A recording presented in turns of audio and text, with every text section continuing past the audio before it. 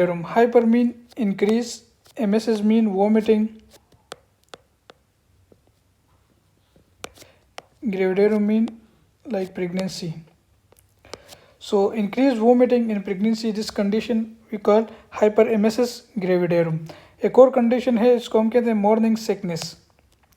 सो morning sickness और हाइपरेमेसिस ग्रेविडेरुम में क्या मेन डिफरेंस है? मॉर्निंग सिकनेस, ये जो मॉर्निंग सिकनेस है ये हर प्रेगनेंसी के साथ, ऑलमोस्ट हर प्रेगनेंसी के साथ ये रिलेटेड होता है, तो ये एक नॉर्मल चीज़ कंसिडर की जाती है. इसमें जो वोमिटिंग है वो लेस सिवियर होता है, vomiting less severe.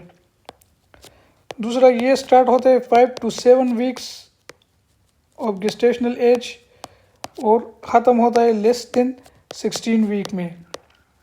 Usually first trimester से पहले, फर्स्ट ट्राइमेस्टर मतलब 12 वीक से पहले ये मॉर्निंग सिकनेस ख़त्म हो जाती है और ये सिवियर भी नहीं होती, वोमिटिंग लेस सिवियर.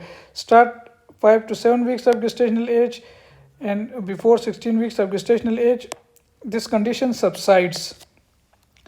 सो उसको हम मॉर्निंग सिकनेस कहते हैं. अगर ग्रेटर देन 16 वीक्स, इसके बाद 16 वीक गेस्टेशनल एज के बाद भी वोमिटिंग हो रही है तो हम कंसिडर करेंगे हाइपरेमेसिस ग्रेविडेरुम. हाइपरेमेसिस ग्रेविडेरुम हम कंसिडर करेंगे.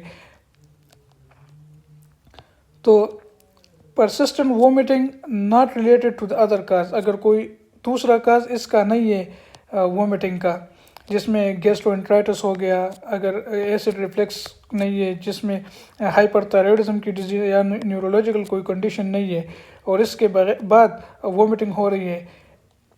सो पहला क्राइटेरिया क्या है? Vomiting not related to other cause. दूसरा, एक्यूट स्टारवेशन, ये जो वोमिटिंग है इसकी डर की वजह से ये जो लेडी है वो कुछ नहीं खाती, इसको ये डर होता है कि अगर मैं कुछ खाऊंगा तो वोमिटिंग हो जाएगी, तो जिसकी वजह से ये कंडीशन में चली जाती है जिसको हम कहते हैं एक्यूट स्टारवेशन. तो acute starvation, vomiting plus weight loss, अगर ये तीनों चीज़ें मौजूद है, वेट लॉस, तो इसको हम कहेंगे हाइपरेमेसिस ग्रेविडेरुम. ये तीन चीज़, ये इसकी डिफिनीशन की क्राइटेरिया है हाइपरेमेसिस ग्रेविडेरुम के. वेट लॉस कितना होना चाहिए? अगर हम मेजर करेंगे प्री प्रेगनेंसी वेट, प्रेगनेंसी से पहले वेट कितना था. फॉर एग्जांपल, अगर प्रेगनेंसी से पहले वेट था 100 kg और इसमें मोर देन 5% वेट लॉस हुआ है, मतलब अब अगर है 90 तो इसमें 10% वेट लॉस आया है, तो more than 5% weight loss, acute starvation and vomiting, अगर ये कंडीशन मौजूद है तो हम डिफाइन करेंगे इसको हाइपरेमेसिस ग्रेविडेरुम. और एक्यूट स्टारवेशन हम किस तरह पता चलेगा?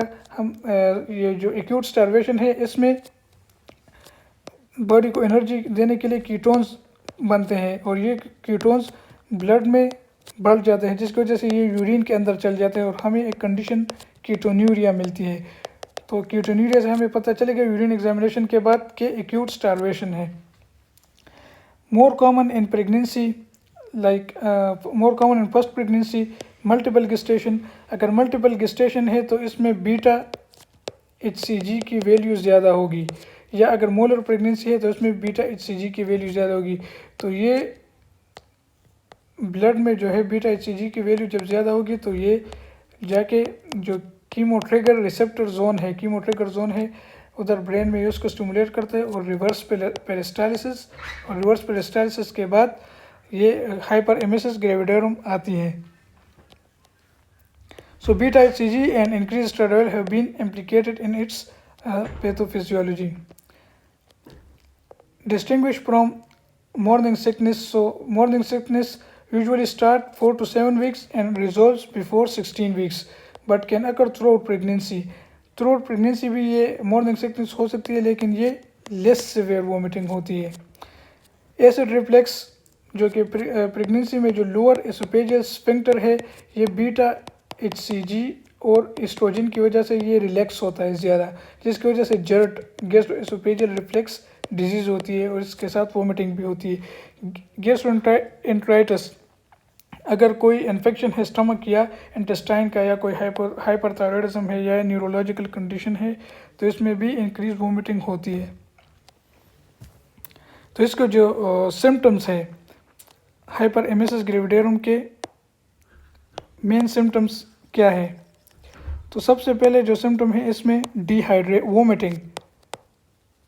वोमिटिंग के बाद क्या होती है, डिहाइड्रेशन।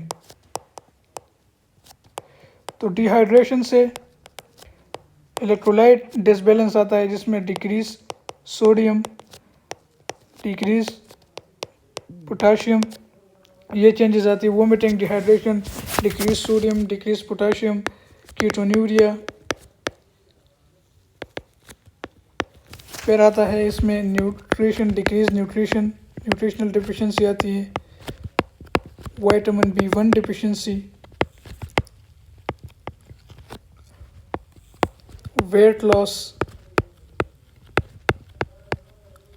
ये सारे हाइपर एमेसिस ग्रेविडेरियम के सिम्टम्स हैं। सो बेस्ट इनिशियल टेस्ट क्या है इसका, अल्ट्रासोनोग्राफी। अल्ट्रासाउंड हम करेंगे, कोई मल्टीपल गेस्टेशन तो नहीं है जिसकी वजह से ये कंडीशन है, या कोई ट्रोपोब्लास्टिक डिजीज़ तो नहीं है। ट्रोपोब्लास्टिक डिजीज़ ये एक, इसको हम कहते हैं GTD, गेस्टेशनल ट्रोपोब्लास्टिक डिजीज़, इस पे एक अलग टॉपिक है। एवेलुएट फॉर इलेक्ट्रोलाइट एबनॉर्मलिटीज़, हम क्या करेंगे, जो इलेक्ट्रोलाइट्स है वो चेक करेंगे, क्योंकि जो वोमिटिंग हो रही है इससे इलेक्ट्रोलाइट डिक्रीज़ हो रहे हैं, तो हम इलेक्ट्रोलाइट चेक करेंगे। एबनॉर्मल लीवर एंजाइम चेक करेंगे, क्योंकि ये जो स्टारवेशन हो रही है ये जाके हेपेटोसाइट को स्टिमुलेट करती है to produce more like energy. और इसके बाद एक किस्म की कंडीशन आती है जिसको हम कहते हैं हेपेटाइटिस, और ये इस हेपेटाइटिस को हम कहते हैं स्टारवेशन इंड्यूस हेपेटाइटिस। तो हेपेटाइटिस में ऑलरेडी ये जो लीवर के एंजाइम है वो इंक्रीज़ होते हैं, तो ALT, AST ये चीज़ें इंक्रीज़ होंगी। इस तरह एमाइलेज और एनलाइपेज, ये जो पेंक्रियाटिक एंजाइम है ये भी हम चेक करते हैं कि कोई पेंक्रियाटाइटिस की कंडीशन तो नहीं है, क्योंकि पेंक्रियाटाइटिस और इन चीज़ों में भी वोमिटिंग होती है। Wernicke encephalopathy from B1 deficiency, ये जो B1 डिफिशिएंसी आ रही है जिसको हम थायमीन कहते हैं, जो थायमीन की डिफिशिएंसी आती है तो इससे एक ब्रेन कंडीशन आती है जिसको हम कहते हैं Wernicke encephalopathy. May be present in severe cases, ज़्यादा जो सीवियर केसेस है इसमें हम ये वर्निक एन्सेफेलोपैथी है। वर्निक एन्सेफेलोपैथी के मेन सिम्टम क्या है, गेट एटेक्सिया, ये जो चलता है तो इसमें एक किस्म की गेट होती है, सही तरीके से चल नहीं पाता, लंगड़ापन किस्म का होता है। और एकुलोमोटर डिस्फंक्शन, ये जो थर्ड नर्व है इसको हम कहते हैं एकुलोमोटर, तो इसकी वजह से जो डिस्फंक्शन है इसको हम वर्निक एन्सेफेलोपैथी में अप्रिशिएट कर सकते हैं। और ये जो थर्ड नर्व की डिस्फंक्शन है इसमें मेनली निस्टैग्मस आता है, आई की जो एबनॉर्मल मूवमेंट होती है। इसकी ट्रीटमेंट क्या है, तो इसकी ट्रीटमेंट में सबसे पहले जो है हम एंटीहिस्टामिन को कंसिडर करते हैं। एंटीहिस्टामिन के बाद हम जो है कंसिडर करते हैं मेटोक्लोप्रोमाइड के बाद हमारे पास जो लास्ट ऑप्शन होता है वो होता है ओडेंसेट्रोन और निल पर ओरल की। तो हमारे पास जो इनकी क्लिनिकल कंडीशन है इस डिज़ीज़ की, हाइपर एमेसिस ग्रेविडेरियम की, इसकी 3 क्लिनिकल कंडीशन है, mild, moderate and severe. Mild में हम मुंह में जिंजर रखते हैं जिससे हमें मुंह का टेस्ट सही होता है और जो वोमिटिंग है उसके चांसेस कम हो जाते हैं। जो मॉडरेट कंडीशन है, मॉडरेट कंडीशन में सबसे पहले हम एंटीहिस्टामिन ट्राई करते हैं, जिसमें सबसे पहले ये वाला ड्रग डोक्सिलामाइन पेरिडोक्साइन है विटामिन B6 और डोक्सिलामाइन एंटीहिस्टामिन है, इसकी कम्बिनेशन हम ट्राई करते हैं। If no response discontinue and add metoclopramide. तो फर्स्ट लाइन हमारा एंटीहिस्टामिन है, सेकंड लाइन हमारा है मेटोक्लोप्रोमाइड, ये हम ट्राई करते हैं। अगर इससे भी नहीं होता तो प्रोमेथाजिन और प्रोक्लोप्रेजिन ये चीज़ें हम ट्राई करते हैं जो कि एंटीहिस्टामिन है। Further add ondansetron if vomiting is not resolve. Third line में हम इधर ये जो ओंडानसेट्रोन है, ओंडानसेट्रोन ये ट्राई करते हैं। ये एंटी सेरोटोनिन रिसेप्टर्स है, एंटी सेरोटोनिन। अगर सीवियर केस है तो इसमें हम IV ओडेंसेट्रोन ट्राई करेंगे, IV फ्लूइड देंगे क्योंकि ऑलरेडी हाइड्रेशन हो रही है, और IV न्यूट्रिशन सप्लीमेंट देंगे। नील पर ओरल रखेंगे। नील पर ओरल मीन कोई भी चीज़ ये मुंह से नहीं खाएगी।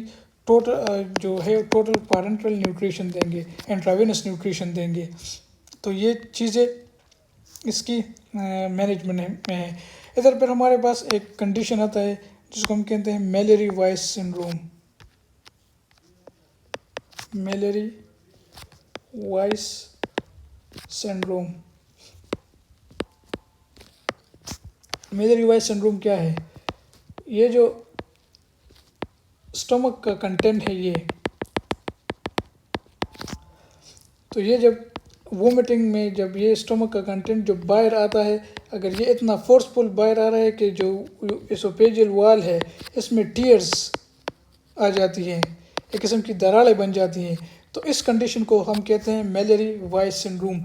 और अगर ये एसोफेजियल वॉल कम्प्लीटली रप्चर हो जाता है, इस तरह कम्प्लीटली रप्चर हो जाता है, तो इस कंडीशन को हम कहते हैं बोयर-हावे सिंड्रोम।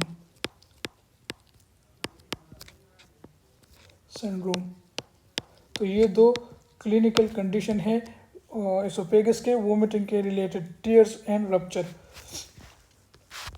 इधर एक की पैक दिया है, अगर मॉर्निंग सिकनेस जो कि प्रेगनेंसी में एक नॉर्मल चीज़ है, persist after the first trimester, think hyperemesis ग्रेविडेरुम।